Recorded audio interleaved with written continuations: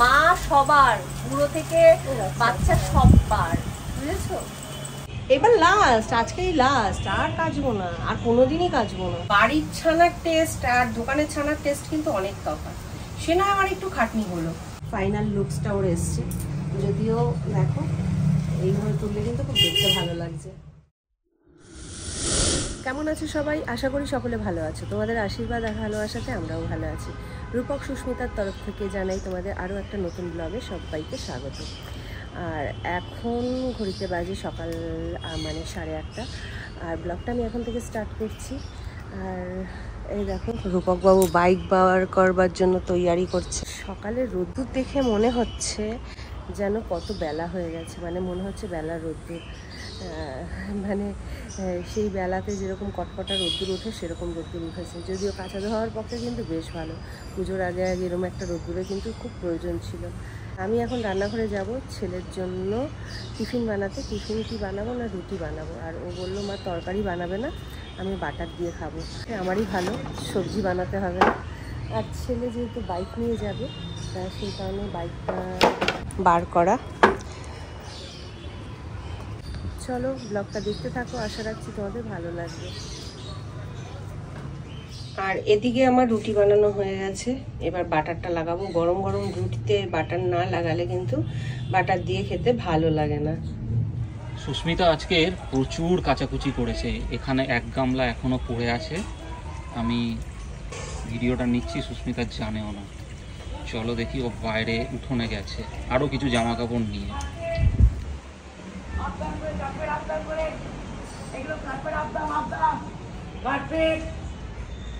কি গো, তুমি তো আজকে দেখছি প্রচুর কেচেছো। হ্যাঁ, এক গামলা আমার দেখা হয়ে গেছে, আর আমি সেটা সবাইকে দেখিয়েও দিয়েছি। আজকেই লাস্ট কাচবো, আর কাচবো না। তোমার তো রোজই লাস্ট। এবার লাস্ট, আজকেই লাস্ট, আর কাচবো না, আর কোনোদিনই কাচবো না। তাই? এই আমার জীবনে লাস্ট কাচা। তাহলে তো খুব ভালো হয়। ভালো হয়? হ্যাঁ। পুজো অবধি স্থগিত, মানে আজকে পুজোর আগে আমি আর কাচাকুচি করছি না। আর দুটো মশারি বাকি দু ঘরে, ওইটা যদি পারো তুমি কালকে একটু আমায় সাহায্য করো, মানে ওই দুটো একটু কেচে দিও, কারণ আমার আর সময় হবে না, টাইম হবে না, যা হবে আবার পুজোর পর। তাহলে কি তোমার অলরেডি বুকিং হতে শুরু হয়ে গেছে? হ্যাঁ, আজকেও কাজ রয়েছে। একজন এসে কথা বলে গেল, ওই টুকটাক, আমার পার্লারটা সেরকম না, বড় সড়ো কিছু নয়, ওই টুকটাক যারা এসে একটু জিজ্ঞেস করে যায় বা বলে যায় অমুক টাইমে ফ্রি আছে কিনা, মানে তোমার সেবা নেওয়ার হ্যাঁ ইচ্ছা প্রকাশ করে যারা, তাদেরকেই আমি সময় দিতে পারি। যে আমার নখটা ভেঙে গেল, আর কি করা যাবে। ওই যে কিরকম হয় না একটা নকল নখ, সেগুলো লাগিয়ে নি না, গেল আর লাগিয়েছিলাম। ও আমাদের দ্বারা হবে না, এত ঘরের কাজ করে ওই ফলস নখ আর আমাদের দ্বারা হবে না। পটের বিবি সেজে থাকলে তবেই সম্ভব, না হলে আর সম্ভব নয়। আজকে পার্লারের সমস্ত কিছু কেচে দিয়েছি, কারণ আর টাইম হবে না, দু একটা রেখে কাজ করার মতন, আর বাদ বাকি সব। আজকে রান্নাবান্না হবে।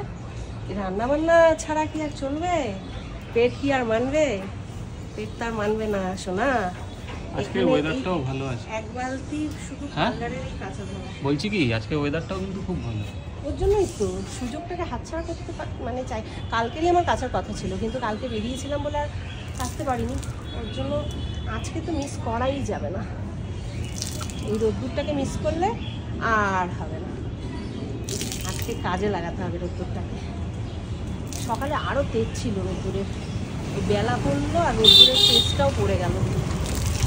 ঠিক আছে, তুমি তোমার কাজ করো, আমি আমার কাজ করি। চলে এসেছি রান্নাঘরে। আর রান্না আজকে কি হবে না, আজকে সোমবার, তাই আজকে পনির আনাইনি। পনিরগুলো ইদানিং এত বাজে খেতে হচ্ছে যে ভালো লাগছে না। ওর জন্য আমার কর্তাবাবুকে বলেছিলাম যে দুধ নিয়ে আসো, দুধ দিয়ে ছানা কাটাবো, ছানা কাটিয়ে সেই ছানার বড়ার তরকারি বানাবো। তার জন্য আলু কেটে নিয়েছি, আর পেঁপে ভাতে দেবো। আর ছানা কাটানোর জন্য দোকান থেকে নিয়ে এসছে ভিনিগার, আর একটা আটার প্যাকেট, একটা ময়দার প্যাকেট, আর এই এনেছে। আর সেদিনকার ফলগুলো এনেছিলাম, প্যাকেটের মধ্যেই রয়ে গেছে। আর ফ্রিজে আমি ফলগুলো ঢোকাই না, কারণ ঠান্ডা হয়ে থাকে, ওই ঠান্ডা ফল খেয়ে লাভ নেই, তাই এখন ওইটার মধ্যে রেখে দিলাম। তা আজকে আর বেশি ঝামেলা করব না, যদিও আমাদের এখন আর ঝামেলা নেই রান্না খাওয়ার। আর যেহেতু আজকে নিরামিষ, স্যুপও বানাবো না, তাই আজকে সবাই কটা কটা ভাতই খেয়ে নেবো। পেঁপে ভাতে দেবো আর ছানার তরকারি বানাবো। আর বাঁধাকপি রয়েছে, ভাবলাম থাক, বাঁধাকপিটা যেমন আছে, স্যুপে তো বাঁধাকপি লাগে। বাঁধাকপি রয়েছে, বিনস রয়েছে ফ্রিজে, তারপরে গাজর রয়েছে, ওগুলো যেরকম আছে ফ্রিজে থাক, পরেরটা পরে ভাবা যাবে। তা চলো রান্নাটা আগে ফটাফট সেরে ফেলি। আর একটু দুধ আনলে ভালো হতো। কেন 1 লিটার তো দুধ এনেছি। এইটুকুনি হয়ে গেল। আরে ওটা তো তোমার একটু ময়দা দিতে হবে। না, ময়দা দিলে বাইন্ডিং হবে না, বাইন্ডিং হবে না। এইটুকুনি ময়দাতে বাড়ে না সোনা, ওইটুকুনি ময়দাতে বাইন্ডিংই হয়। একটু বেশি করে দিয়ে দাও। বেশি করে দিলে রাবার হয়ে যাবে, তাহলে দোকানের ছানা আর বাড়ির ছানার কি তফাৎটা রইলো? মানে এমন এমন কথা বলো না। তুমি আগে বলতে পারতে। আমি জানি 1 লিটার দুধে মানে খেয়ে শেষ করতে পারবো না। না ঠিক আছে, পরের দিন আনবে যখন বেশি করে আনবে। ভাতটা হয়ে গেছে, ভাতটা নাড়িয়ে দিই। বাবা এত খাটনি, আমি জানলে তো কিনেই আনতাম। কিনে আনতে মানে ছানাটা কিনে আনতাম। ও তা ছানা দোকানে 100 গ্রাম ছানার দাম কত? কম বেশি 50 টাকা শ। 50 টাকা শ। হ্যাঁ। আর এখানে ক প্যাকেট দুধ এনেছো? 2 প্যাকেট। 2 প্যাকেট দুধ এনেছো। 2 প্যাকেট থেকে আমার মোটামুটি 250 গ্রামের মতন দেখো ছানা বেরিয়েছে। আর বাড়ির ছানার টেস্ট আর দোকানের ছানার টেস্ট কিন্তু অনেক তফাৎ। সে না আমার একটু খাটনি হলো, ভালো জিনিস খেতে গেলে কিন্তু একটু খাটতে হয়। যেরকম দোকানে কিন্তু পাটিসাপটা কিনতে পাওয়া যায়, দোকানের পাটিসাপটা আর বাড়ির পাটিসাপটার স্বাদ কি এক? না। তাহলে খাটনির ভয় করলে কি চলবে? ভালো ওই তো তালের বড়া এনেছিলাম, তালের বড়ায় কোনো তালের গন্ধই নেই। এবার সত্যি তো আমার খুব দুঃখ যে তোমাদের তালের বড়া করে খাওয়াতে পারলাম না। ঠিক আছে, নেক্সট ইয়ার আমি করে খাওয়াবো। যাও, প্রত্যেক বছরই বানাই, এবছরই আমি বানাইনি, এ বছরটাই বাকি আছে। আসলে এই বছরটা এদিক সেদিক গিয়েই আরো গন্ডগোল হয়ে গেছে, যার জন্য আর বানানোর সেই সুযোগটাই পাইনি। তা ভালো জিনিস খেতে গেলে খাটতে হবে, আর খাটনির ভয় করে যদি তুমি থাকো তাহলে খরচা করতে হবে। হ্যাঁ, খরচা করতে হবে, কিন্তু ভালো জিনিসটাও পাবে না। ঠিক ঠিক ঠিক। বুঝছো? এ তো কদিন আগে যেমন দোকানে পনিরটা বেশ ভালো দিত, কিন্তু ইদানিং না পনিরের কোনো সেন্ট নেই, মনে হচ্ছে যেন রাবার চেবোচ্ছি।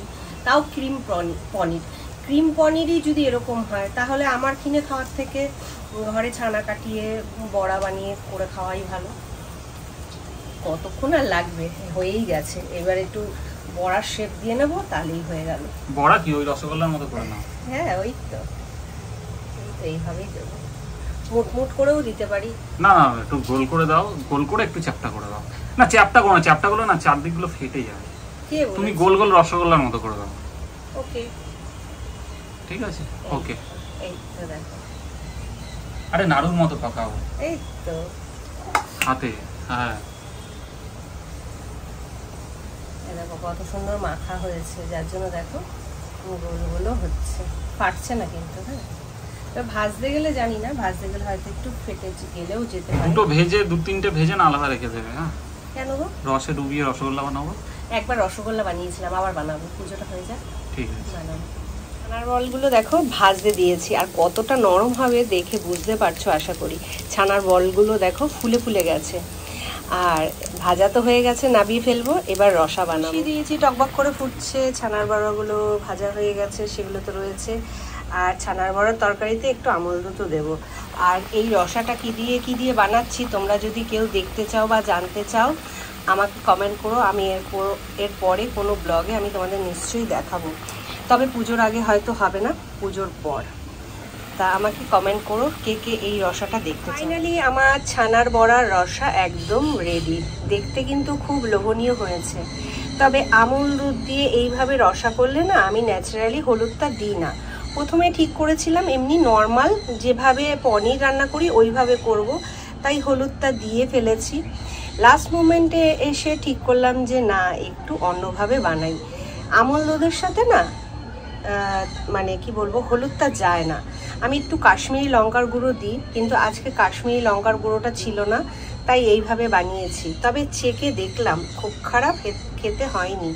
শান্ত হয়ে গেছে, আর জামা কাপড় বাইরে কিছু ছিল সেগুলো বেশিরভাগটাই তুলে নিয়েছি, আর বাদ বাকিগুলো রয়েছে আকাশ পুরো মেঘ করে গেছে। আর তোমাদের একটা মজার জিনিস দেখাই, এই দেখো বন্ধুরা, বিড়াল ছানাগুলো দেখো দুধু খাচ্ছে। একটা ভয়তে ওখানে পালিয়েছে, ওইখানে লুকিয়ে আছে।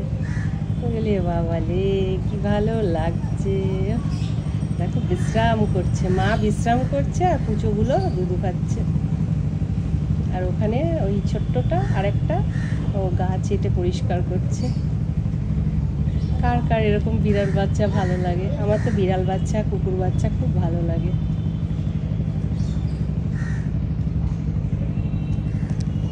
এখন যাব, খেতে দেব, খাবো।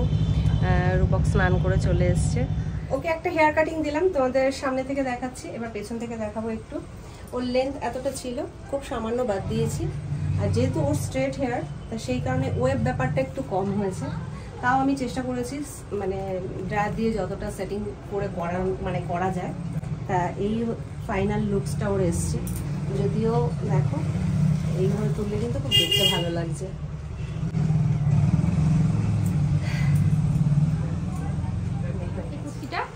নিয়েছি, বলে কেরম লাগবে? খুব সুন্দর লাগবে, ফর্সা লাগবে এই কালারটা। কিন্তু আমাকে তো মনে হয় ভালো লাগে না। তুই এই এরকম ফেদা কাঁচা হয়ে যাবি, তুই নিশ্চয়ই সাজবি বুঝবি। সেটা অবশ্যই। তাহলে সাজলে বুঝলে এই কালারটা শ্যামবর্ণ, উজ্জ্বল শ্যামবর্ণ, ফর্সা, প্রত্যেককে ভালো লাগে। তুমি বলছো? হ্যাঁ সত্যি তো? সত্যি। আমি তাহলে তোমাকে বিশ্বাস করি। আমি বলছি ভালো লাগবে, তুই মিলিয়ে নিস আর প্রত্যেকে বলবে। ঠিক আছে, তুমি এই কালারটা এমনই সবাইকে প্রতিবারে আমার পছন্দ অনুযায়ী নেই, এবারে তোমার পছন্দ অনুযায়ী নিচ্ছি। ঠিক আছে, দেখো আমাকে কতটা ভরসা করে। এটা একটা ভালো লাগার জায়গা। ঠিক আছে, আমার শাড়িটা হয়ে গেছে। হ্যাঁ শাড়িটা তোমার হয়ে গেছে। এই যে শাড়িটা, এটা হ্যাঁ আমার শাড়ি পিকো করে এনে দিয়েছে।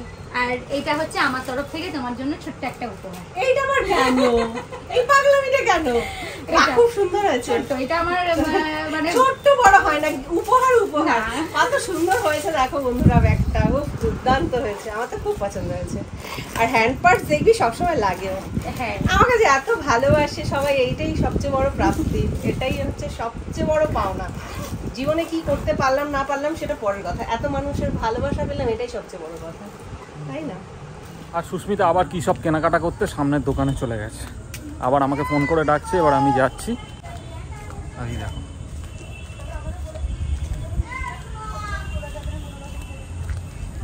কি হয়েছে, আবার কি? একটা জিনিস চেঞ্জ করতে এসেছি, চেঞ্জ করে তোমার জন্য কিছু জিনিস দেখা হবে। আমার জন্য কিছু নিতে হবে না। কেন নিতে হবে না? পুজো বাচ্চাদের, আমাদের জন্য নাকি? বেশি কথা বলো না। হ্যাঁ আচ্ছা, পুজো বাচ্চাদের না, পুজো সবার, এরকম মা সবার, বুড়ো থেকে বাচ্চা সবার, বুঝেছো? বেশি কথা বলতে না। রাত্রি বাজে প্রায় 12টা, প্রায় 12টা কি 12টা ক্রস করে গেছে। এই দেখো আজকে অনেকটাই ক্লান্ত, তা তোমরা হয়তো বুঝতেই পারছো আমাকে দেখে। কি বলবো, রাতে রান্না বান্না করলাম, মানে রুটি আলুর তরকারি করলাম, ওইসব কিছুই আর শেয়ার করে উঠতে পারিনি, কারণ অনেকটাই হুটোপাটার মধ্যে ছিলাম। আজকে প্রচুর মানে খাটাখাটনি গেছে, এখন থেকে স্টার্ট হয়ে গেল খাটাখাটনি। এখন আমাদের মোটামুটি এইটা তো নর্মাল, এর থেকেও বেশি রাত্রির হবে, 1:30 2টোও বেজে যেতে পারে। আজকের ব্লগটা এখানে শেষ করছি, দেখা হচ্ছে কালকে নতুন একটা ব্লগের সাথে। আর তোমাদের আজকের ব্লগটা যদি ভালো লেগে থাকে একটা লাইক কমেন্ট শেয়ার করে দিয়ে যেও। টাটা, শুভরাত্রি।